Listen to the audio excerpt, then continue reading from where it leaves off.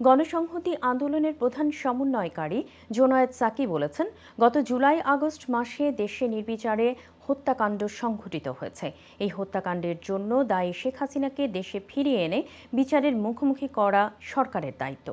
সোমবার বিকেলে সিলেট মহানগরের কেন্দ্রীয় মুসলিম সাহিত্য সংসদে রাষ্ট্রের গণতান্ত্রিক রূপান্তরে নতুন রাজনৈতিক বন্দোবস্ত প্রতিষ্ঠার গণসংলাপ অনুষ্ঠানে সাংবাদিকদের সঙ্গে আলাপকালে তিনি এসব কথা বলেন।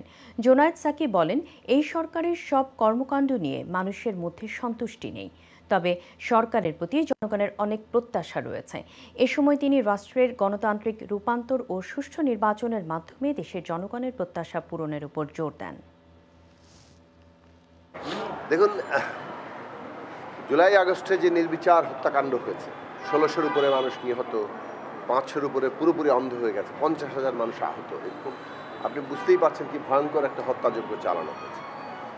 এর আগে ১৫ বছর ধরে ক্ষমতার অপব্যবহার করে গুম, খুন, ভয়ঙ্কর লুটপাট, এই যে সব কিছু, এর তো নেতৃত্বে ছিলেন শেখ হাসিনা, তার নির্দেশেই সব কিছু হয়েছে। তো এই বিষয়গুলোতে তাকে তো বিচারের আওতায় আনতে হবে।